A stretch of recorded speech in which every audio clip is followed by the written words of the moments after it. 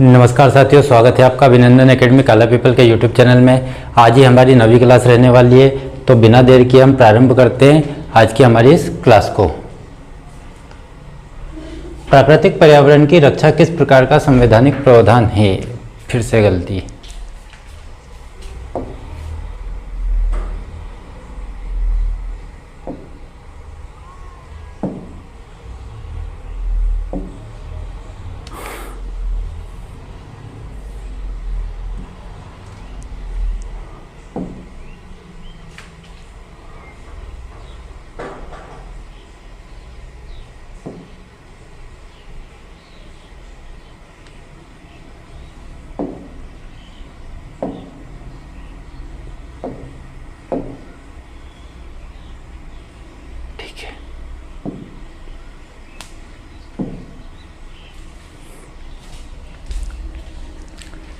नमस्कार साथियों, स्वागत है आपका अभिनंदन एकेडमी काला पीपल के यूट्यूब चैनल में।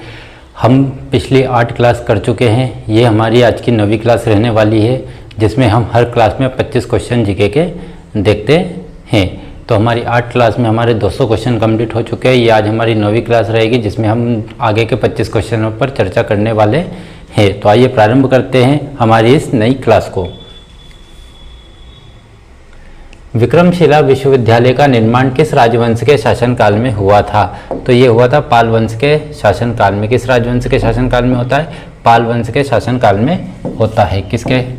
पाल वंश के शासनकाल में। और इसका जो निर्माण करवाने वाला जो शासक होता है उसका नाम होता है धर्मपाल। कौन सा पाल? धर्मपाल। ठीक है, अगला क्वेश्चन क्या है?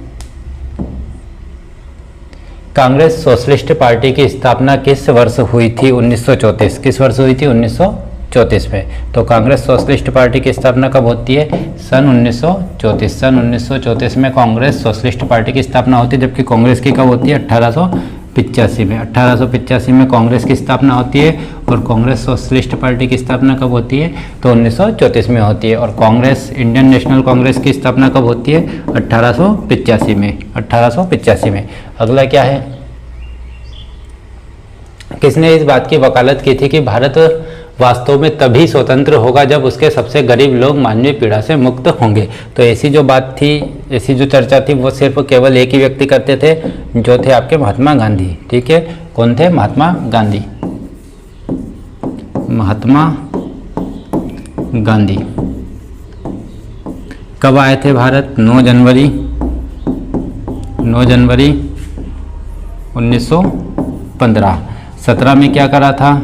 1917 में चंपारण सत्याग्रह। 1920 में असहयोग आंदोलन। कौन सा आंदोलन? असहयोग आंदोलन। 1930 में दांडी यात्रा। ठीक है, 1930 में ही कौन सा? विनय अवज्ञा आंदोलन। ये भी किसने करा था? महात्मा गांधी ने ही करा था। ठीक है, ये इतनी कुछ काम की चीज़ें हैं। 9 जनवरी 1915 महात्मा गांधी भारत आए। 1917 चंपारण आंदोलन। 1920 असहयोग आंदोलन। 1930 दांडी यात्रा। और 1930 सविनय अवज्ञा आंदोलन। ठीक है, एक और चीज़ होती है 5 मार्च 1931। 5 मार्च 1931 गांधी इरविन समझौता। गांधी इरविन समझौता या इरविन पैक्ट के नाम से इसको जाना जाता है, या दिल्ली समझौता भी इसको कहा जाता है। दिल्ली समझौता भी इसको कहा जाता है। विभिन्न समांतर हिमालय पर्वतमाला में बढ़ती ऊंचाई के अनुसार सही क्रम बताइए। तो विभिन्न समांतर हिमालय पर्वतमाला का सही क्रम बताना है, जो क्या हो सकता है?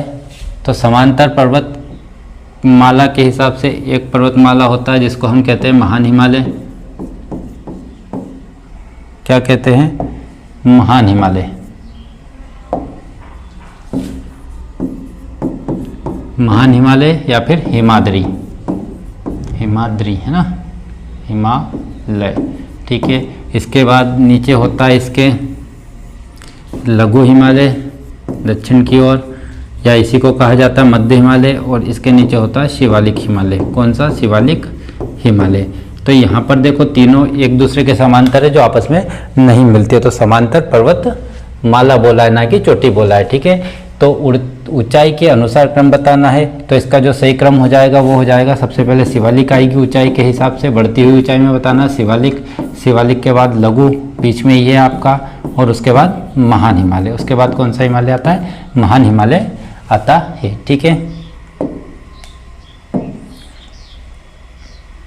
सिंधु घाटी सभ्यता के किस स्थल से जुते हुए खेत, कौन से खेत? जुते हुए खेत के साक्ष्य प्राप्त हुए हैं? तो ये हुए कालीबंगा से, जो कहाँ पर स्थित है?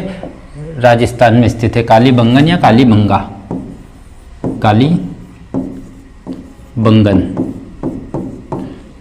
काले रंग की चूड़ियाँ भी कहाँ से मिली है? तो वो भी कालीबंगा से ही मिली है। लिपस्टिक के साक्ष्य नहीं, वो यहाँ से नहीं मिले।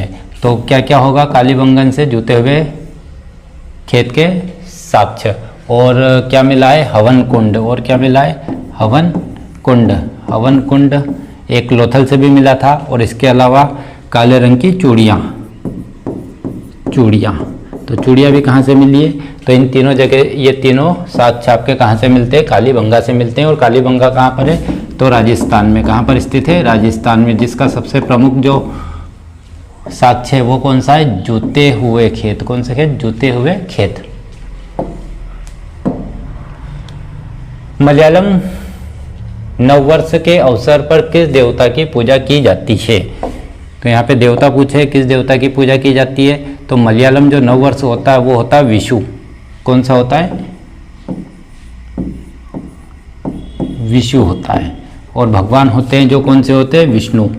कौन से होते हैं? भगवान विष्णु की पूजा की जाती है।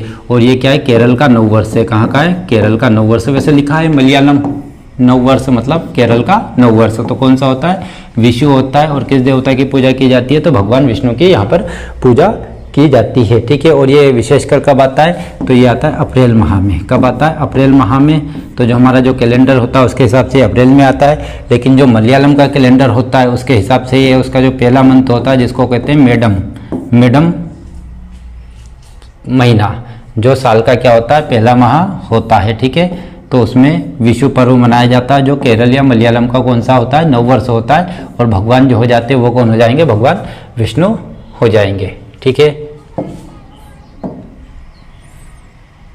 28 सितंबर 2023 तक की स्थिति के अनुसार कौन भारत सरकार में सड़क परिवहन और राजमार्ग मंत्री है? तो वर्तमान में पूछा है, तो वर्तमान में सड़क परिवहन और राजमार्ग मंत्री के पद पर है नितिन जयराम गडकरी।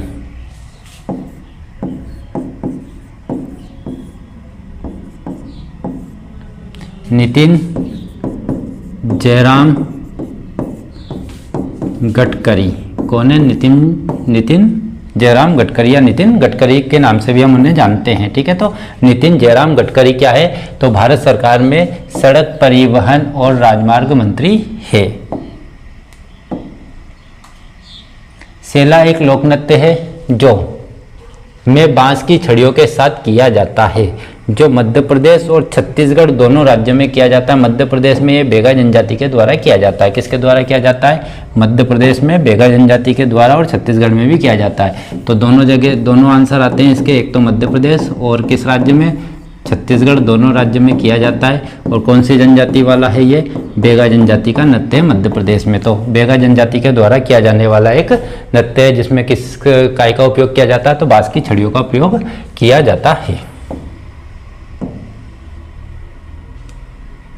मौलिक कर्तव्य के संबंध में नियुक्त की गई स्वर्ण सिंह समिति द्वारा प्रारंभ में कितने मौलिक कर्तव्य की सिफारिश की गई थी? मौलिक कर्तव्य के संबंध में नियुक्त की गई स्वर्ण सिंह समिति द्वारा प्रारंभ में कितने मौलिक कर्तव्य की सिफारिश की गई थी? तो यहाँ पर की गई थी 8 मौलिक कर्तव्यों की सिफारिश। कितने? 8 की। लेकिन शामिल कितने किए जाते हैं? 10 किए जाते हैं। तो सरदार स्वर्ण सिंह समिति ने कितने मौलिक अधिकार नहीं मौलिक कर्तव्य, कितने मौलिक कर्तव्य दिए थे? 8 दिए थे। कितने शामिल किए गए थे? 10 शामिल किए गए थे। वर्तमान में कितने हैं? 11। ये क्या है? सिफारिशें। ये क्या थे? शामिल और ये है वर्तमान में शामिल। ये क्या हो जाएंगे? वर्तमान में शामिल। ठीक है, जो 11वें नंबर का था वो कब किया गया था? तो 86वां संविधान संशोधन, 86वें संशोधन 2002। ये कब किए गए थे? 10। तो 42वें संशोधन 1976। ठीक है, और ये तो सिफारिश है। तो 8 की सिफारिश की थी स्वर्ण सिंह ने, लेकिन सरकार ने कितनों को शामिल किया गया था? 10 को शामिल किया था सरकार ने। और वर्तमान में कितने हो जाएंगे? तो वर्तमान में आपके 11 हो जाएंगे, जो कि कौन से 11वें नंबर का कौन से संविधान संशोधन के द्वारा शामिल किया गया था? तो 86वें संविधान संशोधन 2002 के द्वारा शामिल किया गया था। और किस देश से? तो रूस से लिए गए हैं। मौलिक कर्तव्य किससे लिए हैं? मौलिक कर्तव्य, तो मूल कर्तव्य मूल संविधान में कितने थे? तो बोले 0 थे। कितने थे? तो 0 थे, क्योंकि प्रारंभ में इनकी संख्या 0 थी, इन्हें बाद में शामिल किया जाता है। कब शामिल किया जाता है? अब शामिल किया जाता है 42वें संविधान संशोधन 1976 के द्वारा। कौन सी फसल हरियाणा और पंजाब में एक व्यावसायिक फसल है, लेकिन उड़ीसा में एक निर्वाह फसल है? ठीक है, तो पंजाब और हरियाणा में एक व्यावसायिक फसल है, लेकिन उड़ीसा में वो एक जीवन यापन करने वाली फसल के रूप में जानी जाती है। तो ये चावल होगा। कौन सी? धान या चावल। ठीक है, तो कौन सी फसल हो जाएगी? चावल हो जाएगी।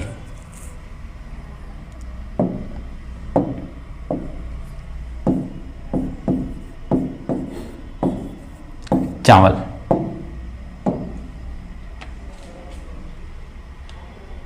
गोपुरम वास्तुकला की एक शैली की विशेषता है। गोपुरम वास्तुकला की किस शैली की विशेषता है?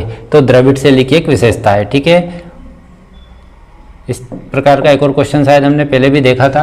तो कौन सी शैली की है? द्रविड़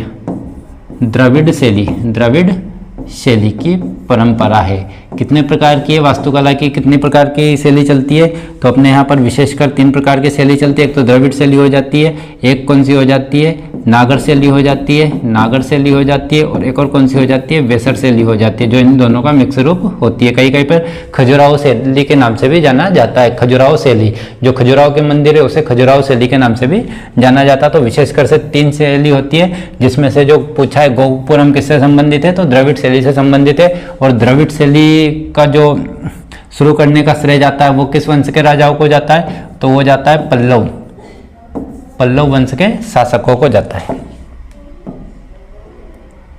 अहिराई की भारिया जनजाति का एक लोक नृत्य है। तो अहिराई मध्य प्रदेश की भारिया जनजाति द्वारा किया जाने वाला एक लोक नृत्य है। तो कौन सी जनजाति के द्वारा होता है? भारिया जनजाति के द्वारा होता है। कहाँ पर होता है? तो विशेषकर ये मध्य प्रदेश में होता है। कहाँ पर होता है? मध्य प्रदेश में भारिया। और भारिया जनजाति मध्य प्रदेश में कहाँ मिलेगी आपको? छिंदवाड़ा में। कहाँ मिलेगी? छिंदवाड़ा में। ठीक है, और एक जगह आती है जिसका नाम क्या है? पातालकोट, जो छिंदवाड़ा जिले में स्थित है। और इस पातालकोट को भारिया जनजाति का घर कहा जाता है। भारिया जनजाति का घर किसे कहा जाता है? तो छिंदवाड़ा के पातालकोट को। और अहिराई नृत्य किसके द्वारा किया जाता है? भारिया जनजाति के द्वारा। कहाँ पर किया जाता है? तो मध्य प्रदेश में। कहाँ पर होता है? मध्य प्रदेश में।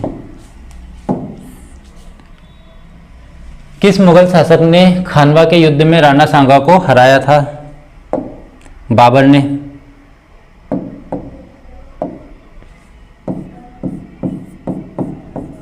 किसने हराया था? बाबर ने। किस मुगल शासक ने हराया था? बाबर ने। कौन से युद्ध में? खानवा के युद्ध में। ये कब होता है? तो 1527 में होता है। कब होता है? 1527 में खानवा का युद्ध होता है। राणा सांगा को पराजित करने वाला मुगल बादशाह था बाबर।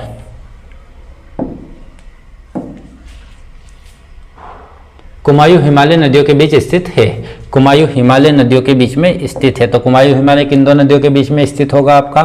तो ये होगा सतलज और काली नदी के बीच में। किस नदी के बीच में? सतलज और काली नदी के बीच में। कौन कौन सी? सतलज और काली नदी के बीच में। जैसे हम देखते हैं, ये एक हो जाता है, ये एक भाग हो जाता है, एक भाग ये हो जाता है और एक भाग ये हो जाता है। इसको थोड़ा बड़ा बनाना चाहिए। ये हो जाता है पंजाब हिमालय। इधर से नदी आती है कौन सी? सिंधु नदी। इधर से नदी आती है कौन सी? सतलज नदी।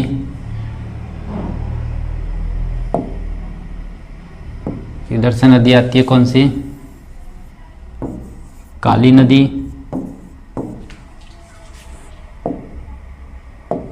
और इधर से नदी आती है कौन सी, तीस्ता नदी, और एक और नदी कौन सी हो जाएगी हमारी,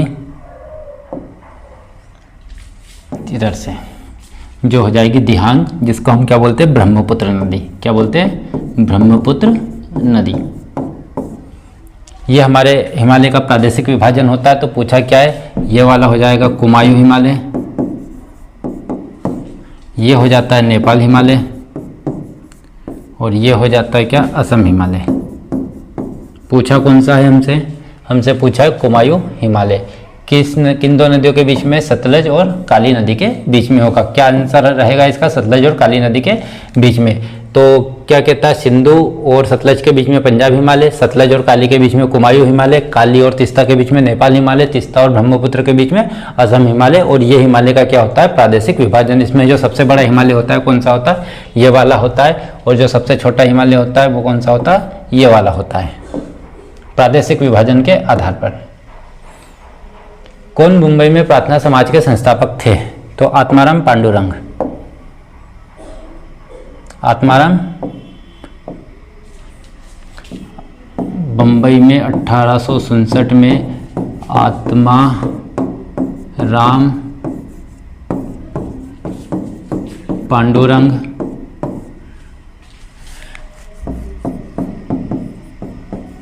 MG. Ranade, MG. Ranade, Atmaram Pandurang, MG. Ranade और देवेंद्रनाथ टैगोर, इन तीनों ने मिलकर 1867 में काय की स्थापना की थी, प्रार्थना समाज की स्थापना की थी। इसमें एक चौथे व्यक्ति का भी नाम आता है जो होता है केशव चंद्र संयोग से आत्माराम पांडुरंग, एम.जी. रानाडे और देवेंद्रनाथ टैगोर ने प्रार्थना समाज की स्थापना की थी। बम्बई में पूछा है, मुंबई में पूछा है, तो आत्माराम पांडुरंग इसके विशेष व्यक्ति हो जाने वाले हैं। दिल्ली चलो का नारा किस नेता ने दिया था, सुभाष चंद्र बोस। नेताजी सुभाष चंद्र बोस।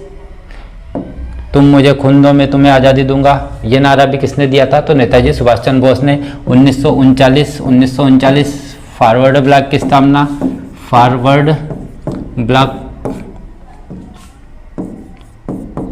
की स्थापना नेताजी सुभाष चंद्र बोस। 1939 के त्रिपुरी अधिवेशन, 1938 का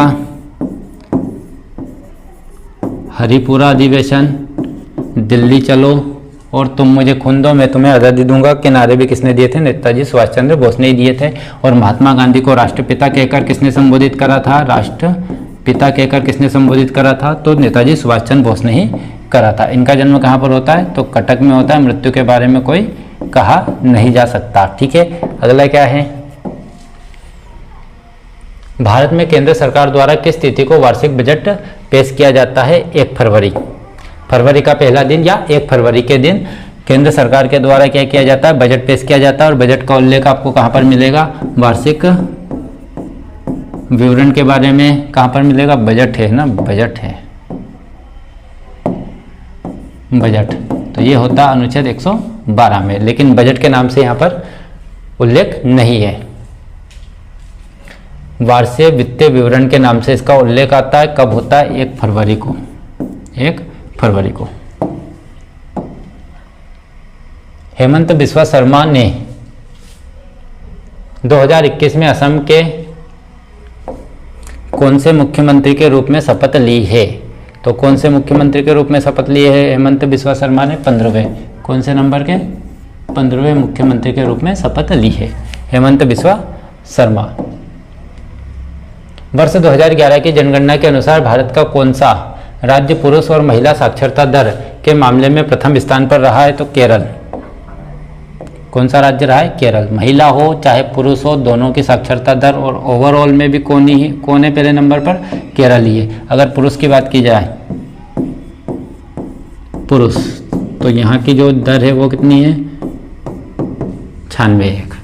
महिला साक्षरता दर कितनी है यहाँ की, तो महिला साक्षरता दर है यहाँ की 92.1%। ठीक है, 92.1%।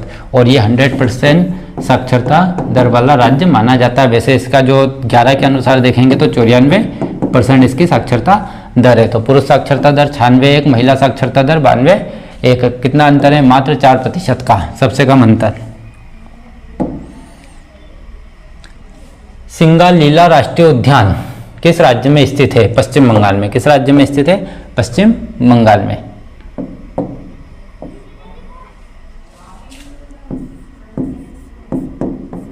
पश्चिम बंगाल में। और कौन सा है? सुंदरवन, सुंदरवन और बुक्सा भी कहाँ पर है? तो ये भी आपके पश्चिम बंगाल में है। ठीक है, पश्चिम बंगाल की जो राजधानी है जिसका नाम क्या? कोलकाता।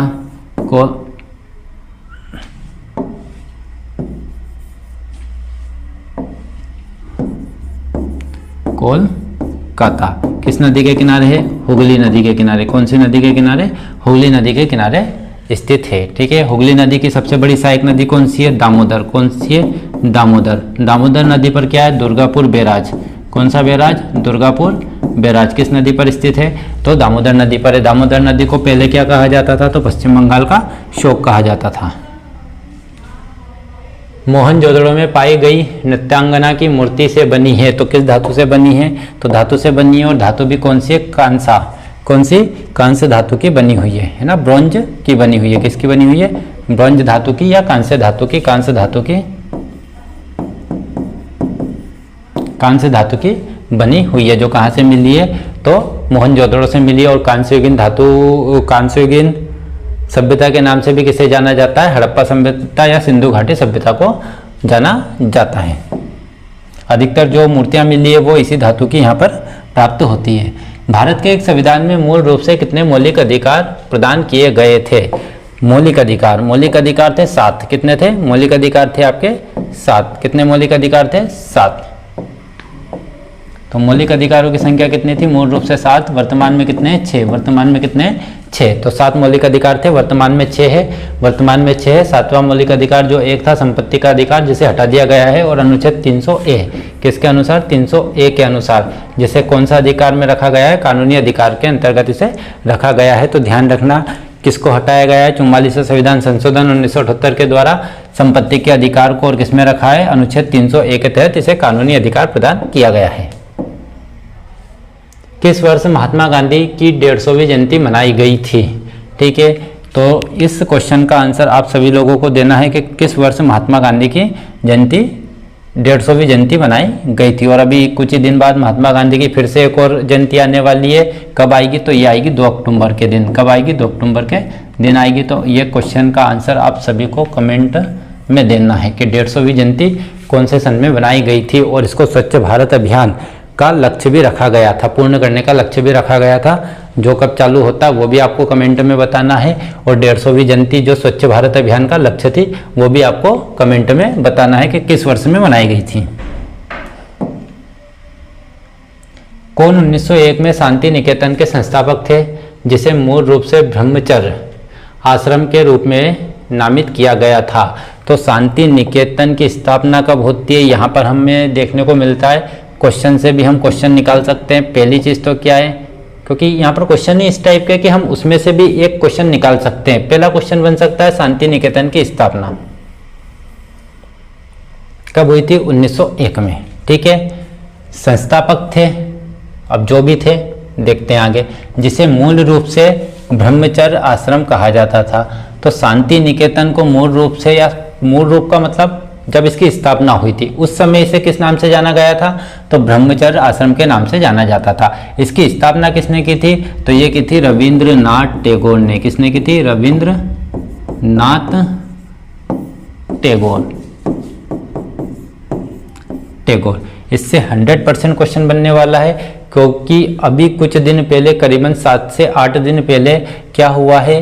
तो जो शांति निकेतन है उसको यूनेस्को ने अपनी विश्व धरोहर सूची में शामिल कर रहा है। और ये भारत का 41वां विरासत स्थल है। कौन से नंबर का? 41वां विरासत स्थल है, इसलिए ये इससे क्वेश्चन बनने की पूर्ण संभावना है। रविंद्रनाथ टैगोर, इन्हें 1913 में गीतांजलि के लिए क्या मिला था? तो नोबेल पुरस्कार मिला था और नोबेल प्राप्त करने वाले भारत के क्या थे, पहले व्यक्ति थे। और शांति का नोबेल पाने वाले पहले व्यक्ति नहीं, साहित्य का, किसके लिए, गीतांजलि के लिए, साहित्य के क्षेत्र में इन्हें मिला था। तो साहित्य का नोबेल पुरस्कार पाने वाले पहले व्यक्ति कौन थे, रविंद्रनाथ टैगोर जी थे। अगला क्या है, अमरकंटक से निकलने वाली प्रमुख नदियों के नाम बताइए। बड़ा आसान क्वेश्चन है ये भी। तो ये हो जाएगा, दो प्रमुख नदियों के नाम देखते हैं हम। जब भी आएगा ये, यही वाली नदी इसका आंसर रहने वाली है। अगर ऑप्शन में नहीं है तो फिर ये वाली रहने वाली है, और अगर दोनों नहीं है तो जोहिला। ठीक है, ये तीन प्रमुख नदियां हैं जो कहाँ से निकलती है, अमरकंटक से निकलती है। तो अमरकंटक से निकलने वाली प्रमुख तीन नदी कौन कौन सी है, नर्मदा, सोन और जोहिला। ये मध्य प्रदेश की प्रमुख नदी है, सबसे बड़ी नदी है, भारत की तीसरी सबसे बड़ी नदी है सोन नदी। गंगा में मिलने वाली प्रायद्वीप भारत की सबसे बड़ी नदी कौन सी हो जाएगी, सोन नदी हो जाएगी। जोहिला किसकी सहायक हो जाती है, तो सोन की ही सहायक हो जाती है। ये आज के हमारे 25 क्वेश्चन कंप्लीट होते हैं। तो वीडियो को पूरा देखें, चैनल को सब्सक्राइब करें और वीडियो को ज़्यादा से ज़्यादा शेयर करें और लाइक करें।